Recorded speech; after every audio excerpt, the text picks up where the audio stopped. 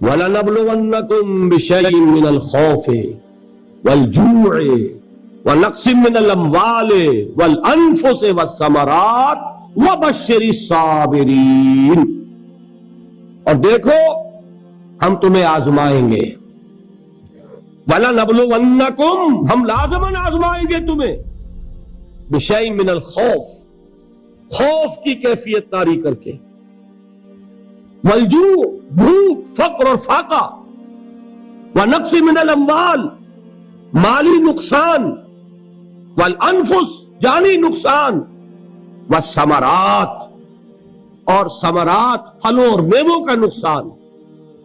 میرے نزدیک یہاں پر ثمرات کا مفہوم ایک اور بھی ہے۔ ایک تو صاف تھا کھجور کی فصل تیار ہے، غزوہ تبوک جانے کا حکم مل گیا، کون اتارے گا؟ اور کھجور وقت پر اتری نہیں، برباد ہو جائے گی۔ یہ ہو رہا ہے نا میووں کا نقصان۔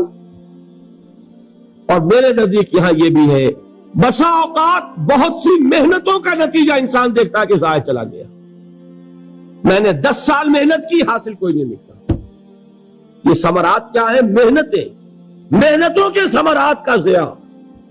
کوشش آپ نے کی، قسمت کی خوبی دیکھیے، ٹوٹی کہاں کمن، 2-4 ہاتھ جب کے لبے بام رہ گئے۔ Be prepared. ایک شاعر کے یہ اشعار ہیں، وہ کمیونسٹ تھا، میں نام بھی نہیں لیتا، لیکن یہ کہ یہ اسی انقلابی، چونکہ ان کا بھی ایک انقلابی نظریہ ہے، انقلابی عمل میں یہ سارے مراحل آتے ہیں۔ کوئی سیٹ بیک آیا، فرض کیجئے کوئی ناکامی ہو گئی، تو اپنے ساتھیوں کو دل بندھانے کے لیے یہ فصل امیدوں کی ہمدم اس بار بھی غارت جائے گی، سب محنت صبح شاموں کی اب کے بھی اکارت جائے گی۔ میرے نزدیک یہ ثمرات کا جو لفظ یہاں آیا ہے، وَنَقْصٍ مِّنَ الْأَمْوَالِ وَالْأَنفُسِ وَالثَّمَرَاتِ، سب محنت صبح شاموں کی اب کے بھی اکارت جائے گی۔ دھرتی کے کونوں کھدروں میں پھر اپنے لہو کی کھاد بھرو، پھر مٹی سینچو اشکوں سے، پھر اگلی رت کی فکر کرو، پھر اگلی رت کی فکر کرو، جب پھر ایک بار اجڑنا ہے۔ ایک فصل پکی تو بھر پایا، تب تک تو یہی کچھ کرنا ہے۔ ایک مقصد ہے سامنے، انقلاب برپا کرنا ہے۔ ایک کوشش ناکام ہو جائے کوئی پرواہ نہیں، نیکسٹ، پھر تیار رہو ناکامی کے لیے۔ ایسا نہ ہو جو انگریزی میں کہتے ہیں hope for the best but be prepared for the worst. ایسا نہ ہو کہ دوسری مرتبہ ناکام ہو کے بددل ہو جاؤ، تمہاری ہمتیں جواب دے جائیں، نہیں، پہلے سے تیار رہو کہ دوسری مرتبہ بھی ناکامی آئے تو آئے، لیکن جب تک کہ کامیابی حاصل نہیں ہوتی ہمیں یہ کام کیے چلے جائیں۔ دیکھیے سیرت میں آیا کہ نہیں یہ واقعہ؟ بدر میں مسلمانوں کو فتح ہوئی تو احد میں زک پہنچی کہ نہیں؟ 70 صحابہ شہید ہوئے کہ نہیں؟ اگر ان کی ہمتیں جواب دے جاتی تو گاڑی کیسے چلتی آگے؟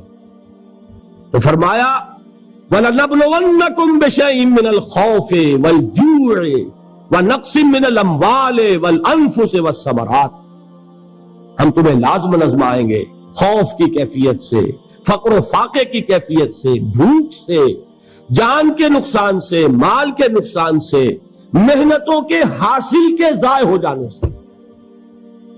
وَبَشِّرِ الصَّابِرِينَ، اور اے نبی بشارت دیجئے صبر کرنے والوں کو، الذین اذا اصابتہم مصیبت، وہ کہ جب ان پر کوئی تکلیف آئے، کوئی مصیبت آئے، کوئی آزمائش آئے، قالوا انا للہ وانا الیہ راجعون، وہ یہ کہے کہ ہم اللہ ہی کے ہیں، اللہ ہی کی طرف لوٹ جانا ہے۔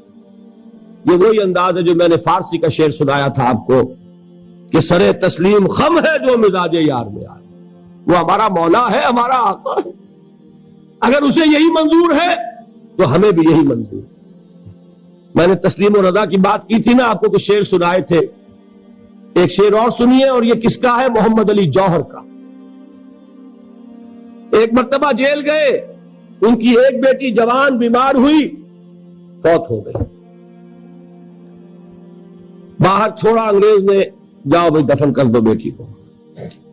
دوسری مرتبہ جیل گئے، دوسری جوان بیٹی اسی مرض میں مبتلا ہوئی، اب یہ جیل میں ہے، خبر پہنچی کہ دوسری بیٹی کے اوپر بھی اسی مرض کا حملہ ہوا ہے۔ ایک نظم لکھی ہے جس کا آخری شعر یہ ہے، تیری صحت ہمیں منظور ہے لیکن اس کو نہیں منظور تو پھر ہم کو بھی منظور نہیں. یہ ہے. جب تک یہ کیفیت نہ ہو اس میدان میں آدمی ثابت قدم نہیں رہ سکتا کہ میرے رب کو اگر یہ منظور ہے تو یہی مجھے منظور ہے. اور تیری صحت ہمیں چاہیے تو ضرور، لیکن ہمارے رب کو منظور نہیں تو ہمیں بھی منظور. راضی برضائے رب. وبشر الصابرین الذین اذا اصابتهم مصیبۃ قالوا انا للہ وانا الیہ راجعون. نہ شود نصیب دشمن کے شود ہلاک تیغت، سر دوستہ سلامت کے تو خنجر آزمائی. اولئک علیہم صلوات من ربہم ورحمہ. یہی ہے وہ لوگ جن پر ان کے رب کی طرف سے عنایتیں ہیں اور رحمتیں ہیں. وَأُولَٰئِكَ هُمُ الْمُهْتَدُونَ. اور یہی ہے وہ لوگ جو کامیاب ہونے والے ہیں، ہدایت پانے والے، ہدایت یافتہ.